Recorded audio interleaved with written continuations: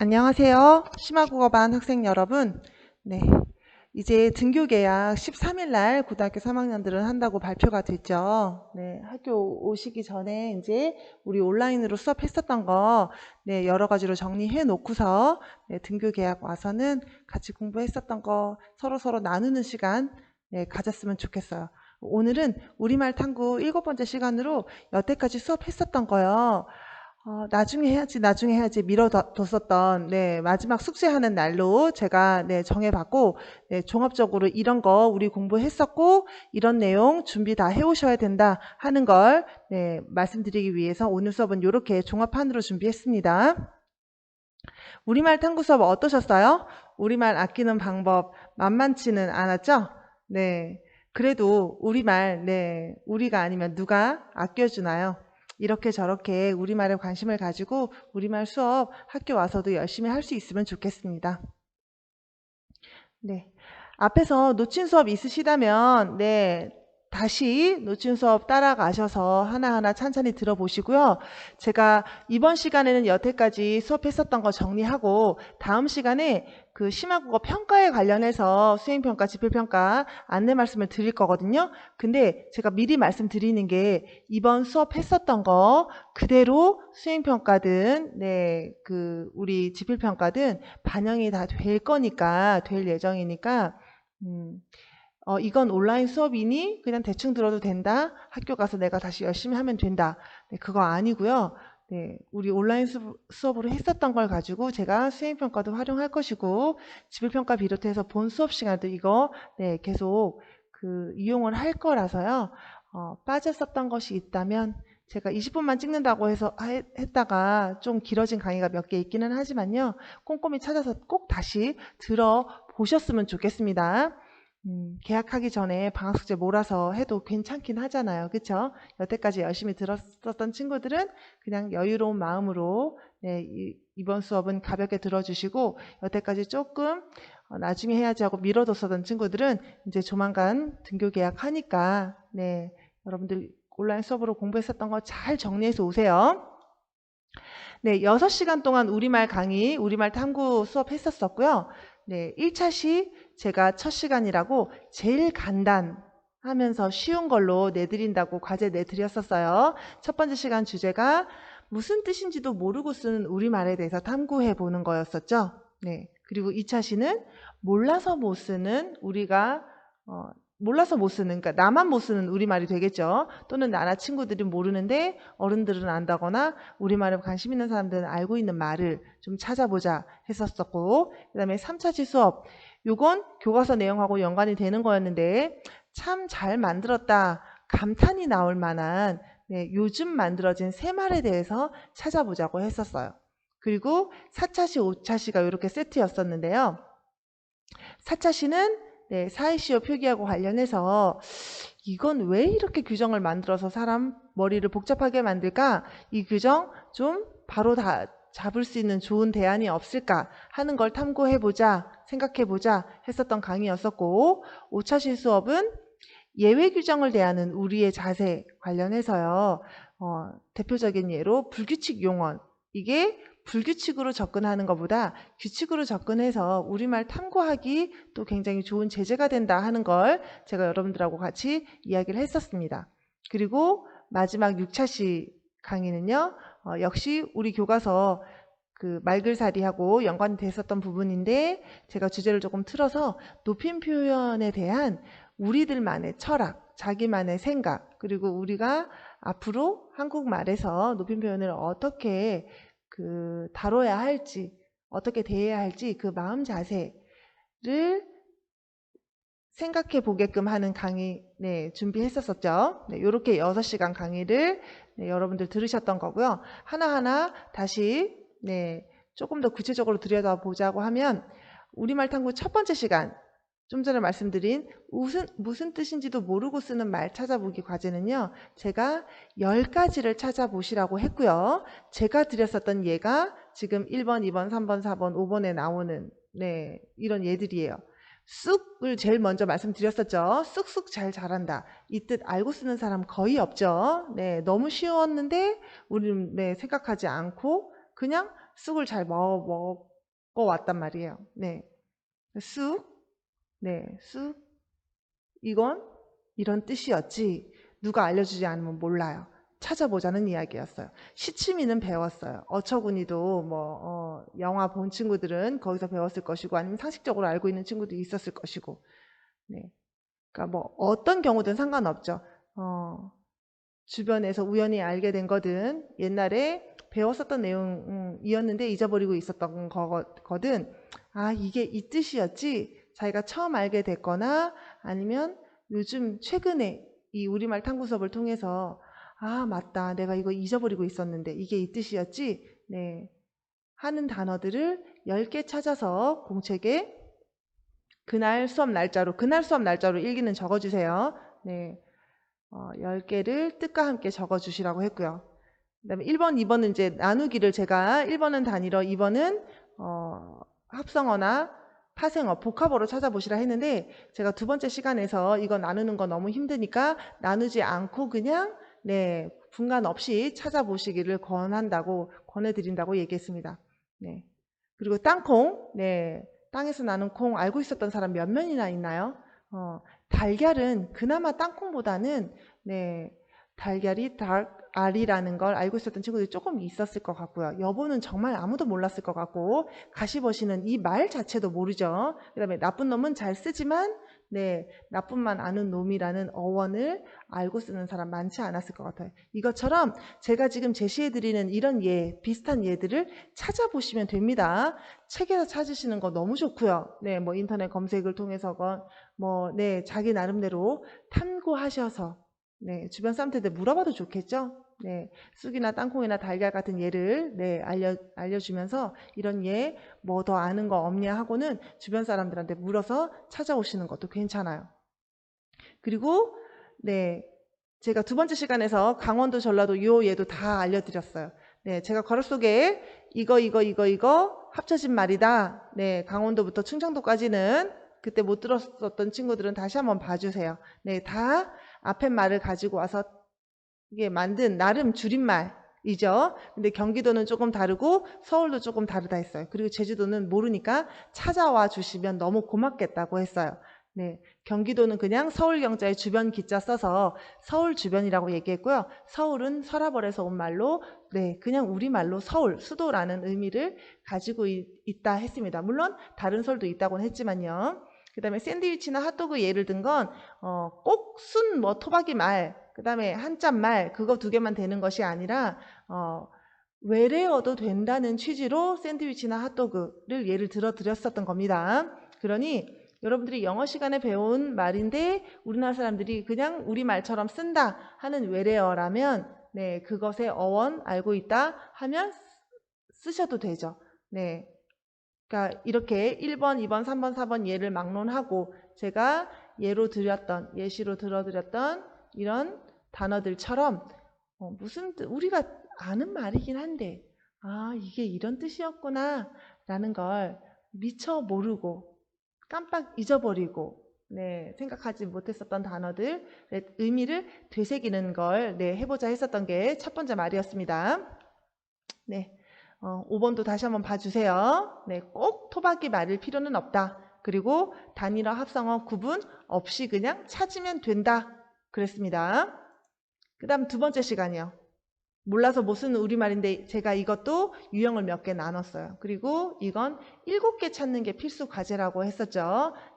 몰라서 못 쓰는 우리말 7가지를 찾아주시라. 1번과 2번이 지금 주제가 다릅니다. 그래서 그때 제가 1, 2, 3, 4, 5 이렇게 나눠가지고 어느 정도 알고 쓰는 말인데 나만 모른다 이런 것도 있을 수 있다 했어요.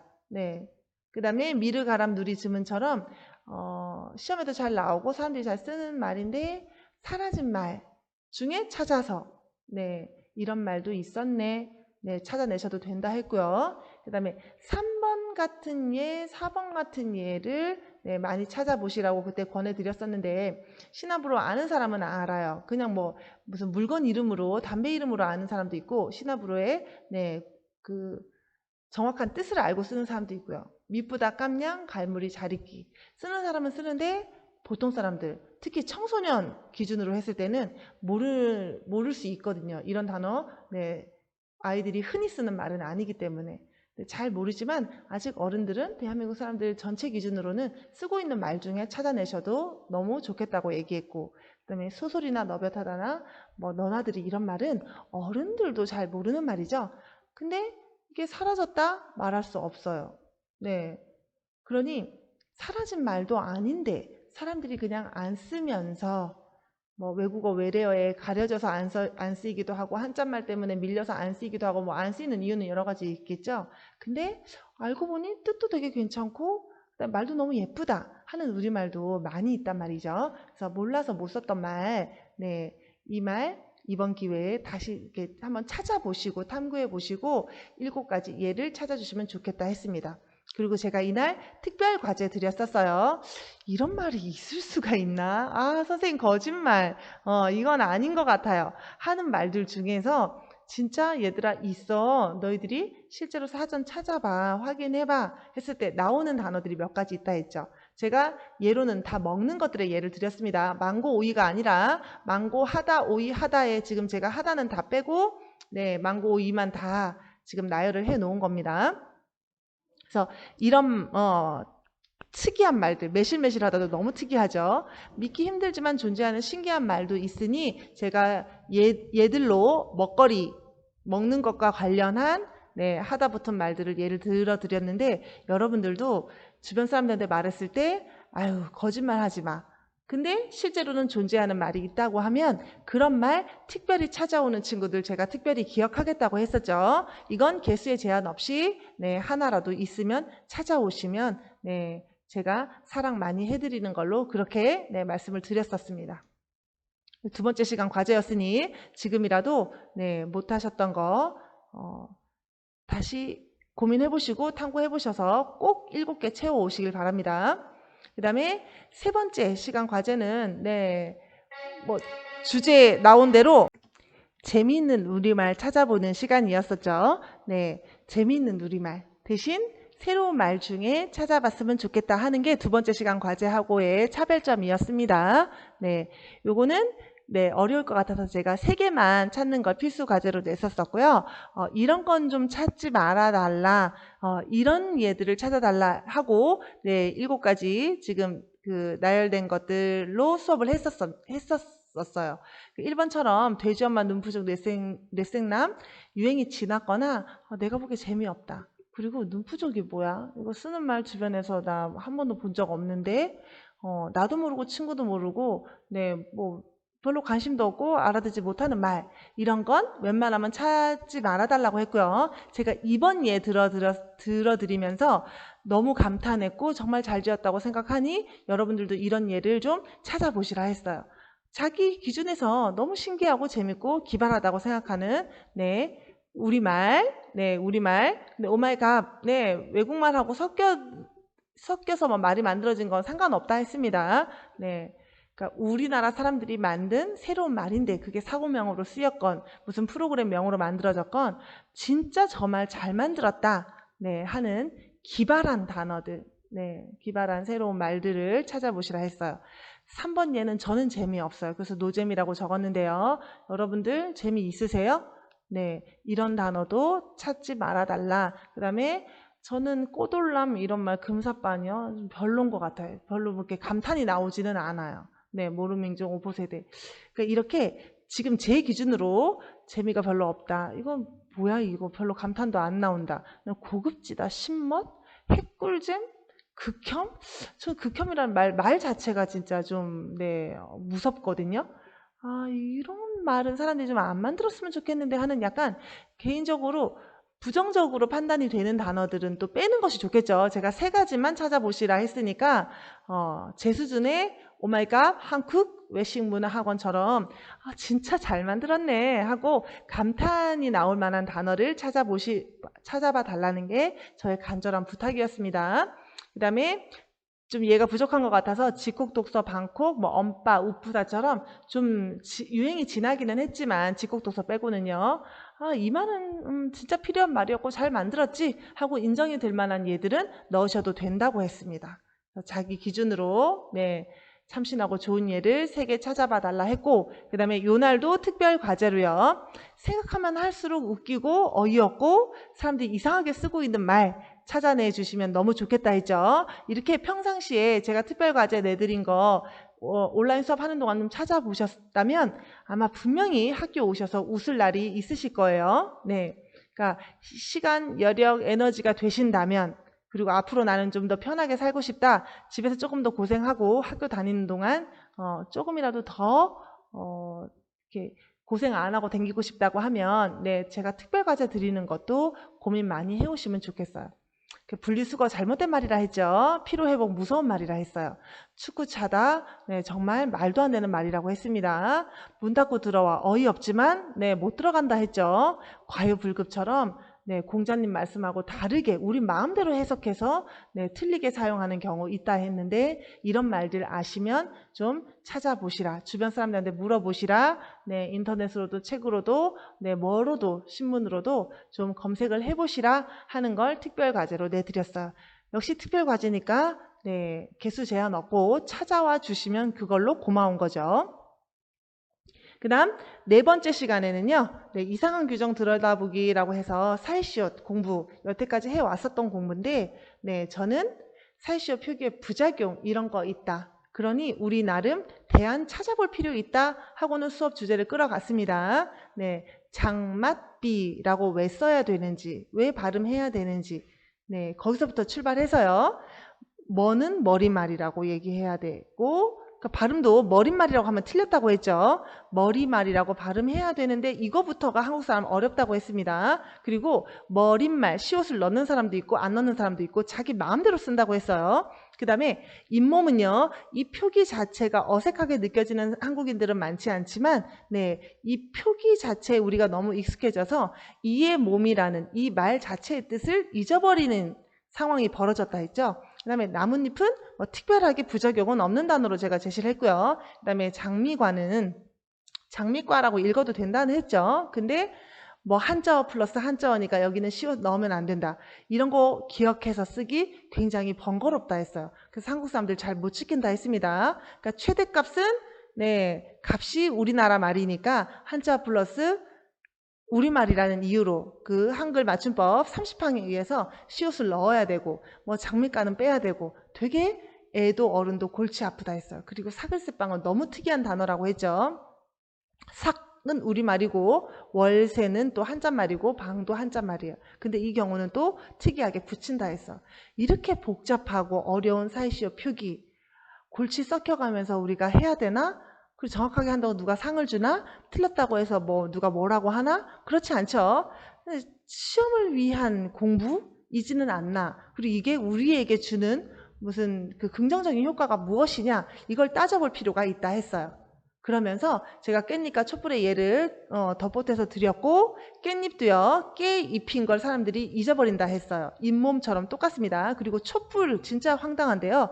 초의 불이라는 네, 이 쉬운 뜻을 사람들이 시옷 표기 때문에 모를 뿐더러 모르는 데다가 모르는 사람이 네, 있어요. 네, 저는 많이 봤어요. 이 시옷 표기 자체를 넣음으로써 진짜 시옷과 가짜 시옷 이때 이야기하는 가짜 시옷은 사이시옷을 이야기해요. 사이시옷은 시옷이 아닙니다. 우리가 일반적으로 이야기하는 네, 소나무의 시옷은 진짜 시옷이에요. 소리가 나는 시옷입니다. 시옷 소리가 나는 소리요. 근데 사이시옷은 사이소리 현상이 일어난 단어에 한해서 대표적으로 사이소리 현상이 일어나는데 한자어 플러스 우리말 플러스 우리말인 경우 뭐 이런저런한 거를 따져서 조건을 따져서 시옷을 대표소리로 사이소리 현상이 일어나는 단어에 일어난다는 티를 사이시옷으로 해놓은 거기 때문에 얘는 진짜 시옷하고는 다른 시옷이에요. 근데 이 사이시옷 때문에 진짜 시옷과 사람들이 사이시옷을 분간하지 못합니다. 둘 다 똑같은 시옷이라고 생각해요. 이것도 낭비라고 했고 네, 국어생활에 혼란을 준다고 했어요. 그래서 여러분더러 제가 네, 형태나 뜻의 혼란을 일으키는 단어들이요. 머릿말, 네, 잇몸처럼 머릿말 이거 정확하게 발음하는 사람, 표기하는 사람 거의 없다고 보거든요. 사이소리 현상과 관련해서 사람들이 이 표기는 진짜 모른다, 그래서 많이들 틀린다 하는 단어를 찾으셔도 되고, 깻잎이나 촛불이나 잇몸처럼 사람들이 이렇게 쓰는 거는 알고는 있는데 이게 이 뜻인 건 모른다 하는 형태의 혼란을 일으키는 단어 또는 뜻의 혼란을 일으키는 단어를 3개만 찾아보시라고 했습니다. 3개만. 그리고 30항, 다시 제가 예를 보여드리면서 30항 조항을 보여드리면서 복잡한 거 눈으로 확인하시라고 했고요. 북한에서는 똑같이 한국말을 쓰는 북한에서는 이렇게 한다 하는 이야기 했어요. 그럼 우리는 어떻게 하는 것이 좋을까? 거기까지만 제가 이야기했어요. 답은 여러분들 머릿속에 있겠죠. 마음속에 있겠죠. 대부분의 사람들이 비슷한 답을, 머릿속 마음속 답을 저는 가지고 있을 거라고 생각해요. 슬기롭게 대처하는 방법, 지혜롭게 대처하는 방법 무엇이 있을까를 통해서 여러분들 국어 공부하는 방법, 다른 교과목도 마찬가지입니다. 이거 이렇게 한다고 하니까 그냥 그걸 그대로 받아들이시지 마시고 의심하시고 탐구하시고 다른 더 좋은 방법은 없는지를 생각해 보시면 좋겠다 했습니다. 그 다음 5번째 시간에서는요, 비슷한 맥락이긴 한데요. 불규칙 용언을 가지고 예외 규정을 대하는 여러분들의 자세를 한번 가다듬어 보시기를 바란다고 말씀을 드렸죠. 굉장히 색다른 접근이라 했습니다. 불규칙 용언을 국어 선생님한테 이제 여태까지 국어 공부를 10년 가까이 하시면서 불규칙이 얘들아 불규칙이 아니야. 불규칙을 잘 들여다보면 이것도 나름 규칙이 있어 하는 이야기를 들으신 분도 있고 한 번도 그런 얘기를 들어보지 못한 친구들도 있을 텐데 못 들어보신 친구들은 또 들어보시면 되고요. 처음이라 하더라도 들어보셨던 친구들은 다시 제 수업 들으시면서 아 맞다 그때 그 선생님도 그렇게 얘기했었지 하는 걸 기억하시면서 여러분들 국어 공부하시는 그 방법, 자세를 가다듬어 보시라고 했습니다. 이거 국어 공부 진짜 깊이 있는 국어 공부 된다고 했죠. 비분절 의문과 불규칙 용언을 연결시킨 걸 교과서에서 소개해 줬어요. 이런 접근은 아마 여러분들 공부하셨던 어떤 국어 교과서에도 없었을 겁니다. 이런 특이한 발견, 이게 우리말에 관심 갖고 접근하다 보니 발견한 거 아닐까요? 이렇게 우리말에 관심을 갖고 들여다보고 또 생각해보자 그 하는 취지였습니다.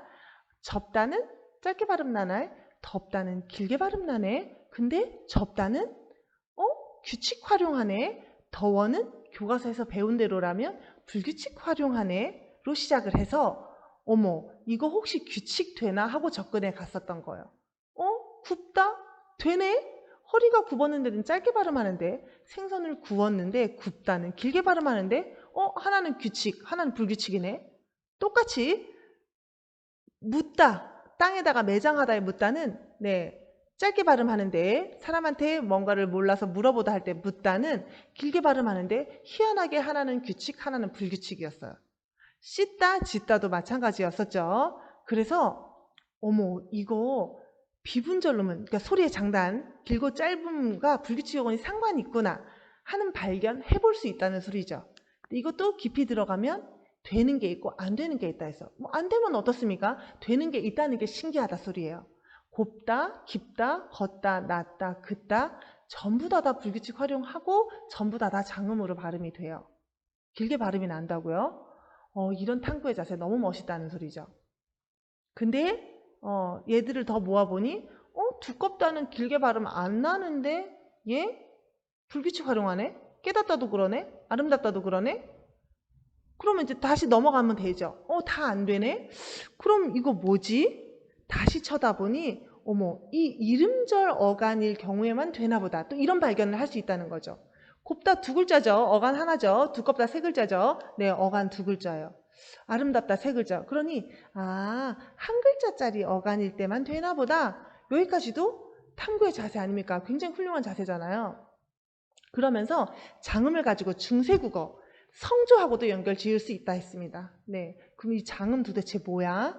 일반적으로 의식하지 않죠? 의식하지 않아요. 근데 국어사전 찾으면 아직 길게 발음 나는 소리, 짧게 발음 나는 소리, 이 단음인지 장음인지는 우리 국어사전에는 아직까지 수록이 되어 있어요. 그러니까 현대 표준국어에 남아있다 소리죠. 평상시에는 의식하지 않는다 하더라도.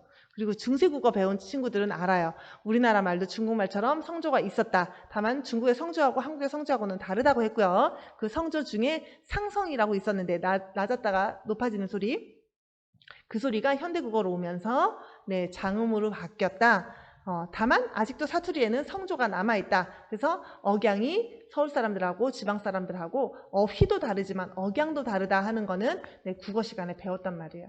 그래서 그때 그 중세국어의 장음이 상성이 장음으로 변했고 걔네들이 불규칙하게 활용을 하는구나. 이렇게 연결지어서 국어 공부 많이 할 수 있다 했죠.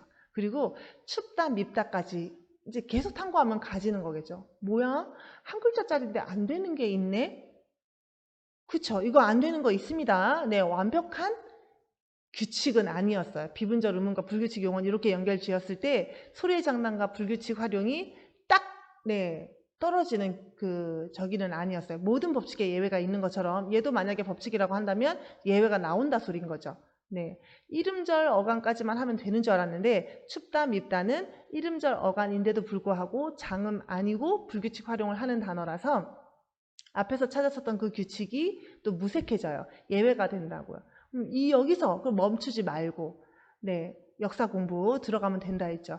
이런 것도 중세 국어 시간에 배운 친구들 배웠단 말이에요. 비읍이 있었고 비읍 비스무리한 소리, 비읍보다 연한 소리라고 생각하면 된다 했죠. 발음도 그렇고 생긴 것도 비읍에 동그라미 들어가 있으니까 비음이 조금 약화된 소리예요.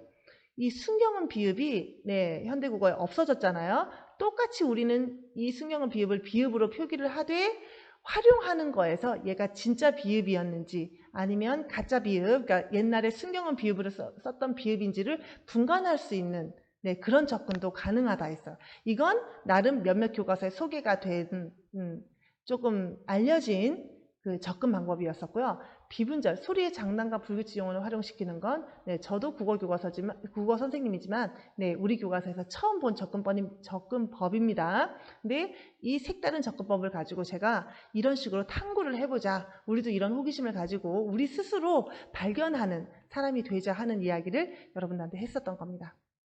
그래서 이날 이제 결론이 어설프게 공부하지 말고 불규칙이 아니다 하는 마음으로 그 안에서 규칙을 찾아보는 것도 굉장히 의미 있을 수 있다. 그리고 예외를 예외라고만 단순하게 접근하지 말자. 그거 말씀드렸습니다. 그 다음 마지막 6번째 시간에는요. 여기 예외 규정을 대하는이라고 제가 제목을 못 바꿨네요. 높임 규정, 높임법을 대하는 우리의 자세 관련해서 이제 교과서 나오는 예들을 가지고 높임법 이러저러한 거 있었다. 여러분들 생각나시냐? 그리고 이렇게 저렇게 한국 사람들한테도 너무 어렵다. 그리고 여러분들도 다시 한번 문제 내드리고 알아맞혀 보시라고 했어요. 아버지한테 야단 맞았다가 틀린 걸로 보이세요? 이거 웬만한 사람 모를 것 같거든요. 그리고 아버님은 9층에 볼일 계시다나 신문 읽고 계십니다.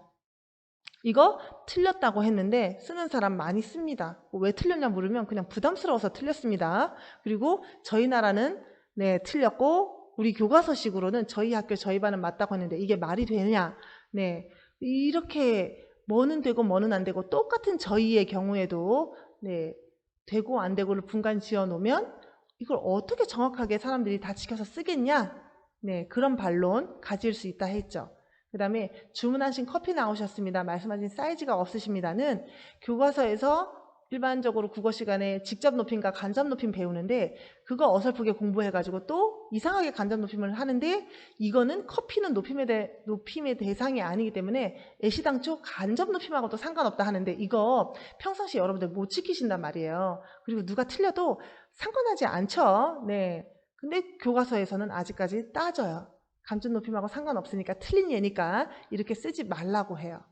이거 골치 아프게 다 외워서 평상시에 그렇게 일상 언어 생활에서 반영해서 써야 되냐 했을 때 잘 지킬 수 있으면 좋은데 그리고 서로 좋으면 좋은데 서로가 가르치는 사람도 힘들고 번거롭고 그 다음에 듣는 사람은 더 머리 아프고 안 지키고 싶은 반감만 들고 한다면 문제가 있을 수 있다 하는 이야기를 제가 했어요.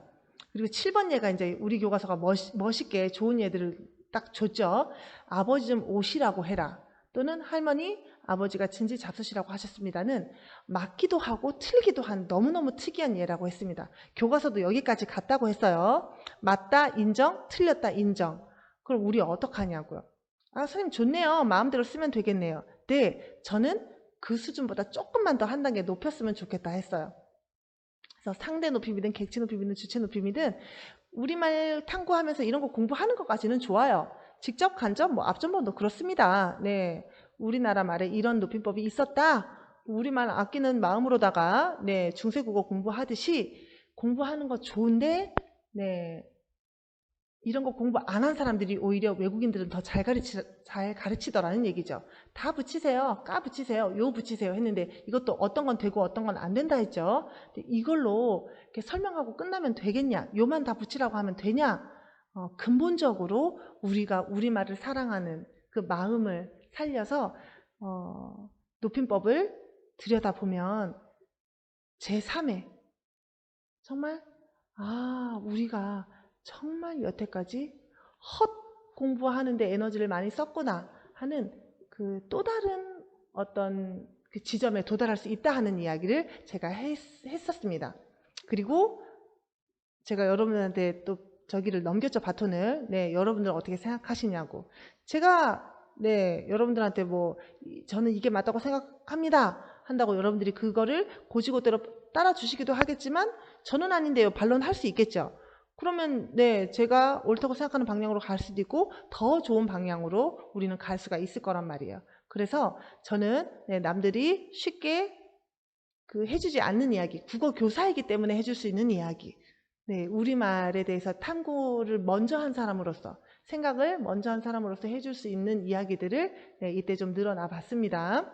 우리 교과서는 높임법하고 언어 예절을 연결을 시켰는데 높임법 잘 쓰는 사람이 예절을, 언어 예절을 잘 지키는 사람이라고 볼 수 있겠는지, 그리고 이거 조심하자 했어요. 처음 보는 사람에게는 무조건 높임말 써야 한다. 이거 젊은 사람들은 이렇게 생각하는 경향이 높지만 나이 드신 분들은 그렇지 않다 했어요. 세대 갈등의 원인이 되기도 한다 했어요. 그러니 무조건 이래야 된다라고 생각하시면 네, 그건 아직까지는 아닌 것 같아요. 그리고 높임말 쓰지 말라고 하는 학교, 그런 집단도 있다라는 걸 여러분들이 네, 아시면 좋겠다 했죠. 그리고 한국어 세계화돼서 너무 좋잖아요. 여러분들 뭐 이런 점에서도 한국인으로서 뭐 자부심 느끼잖아요. 네, 우리가 코로나 때문에도 한국의 위상이 많이 높아졌다 하는데 네, 한국어 공부 예전에 비해서 최근에 얼마나 진짜 인기 많아지고 많은 외국인들이 한국어에 관심 많이 보여요. 근데 높임 표현 어렵다. 그리고 이게 도대체 뭐냐? 네, 이게 혼란, 정신적인 혼란.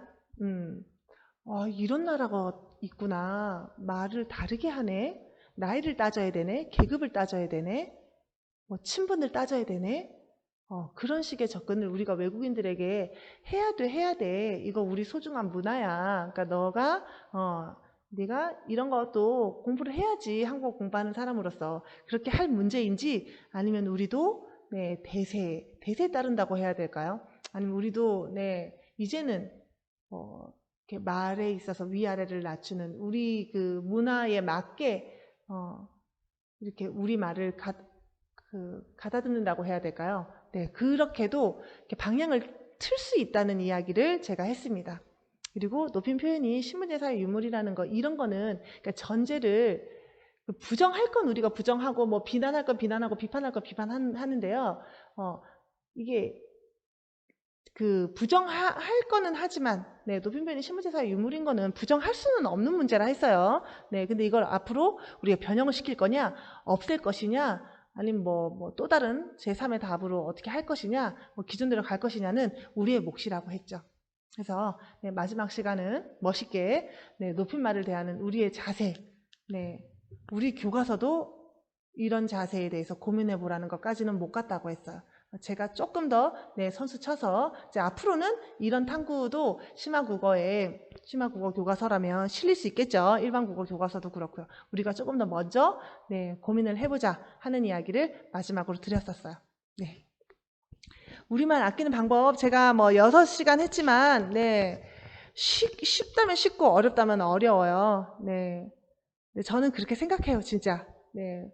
우리가 만든 우리말, 네. 우리를 알려주는 우리말, 우리나라 사람들의 사고방식이 담긴 우리말, 우리의 가치관이 담겨있는 우리말, 네, 들여다보는 거, 그냥 우리가 우리 삶을 들여다보는 하나의 공부인 것 같고, 네, 그래서 의미 있다고 생각이 들어요. 우리 걸 우리가 안 아끼면, 네, 누가 아껴줄까 하는 마음으로, 네, 앞으로도, 여태까지도 그랬지만 앞으로도 국어 그 공부를 하시면 좋겠다 하는 이야기를, 네, 마지막으로 드리고 오늘 수업 이것으로, 네, 마치겠습니다. 오늘도 고생 많으셨습니다. 감사합니다.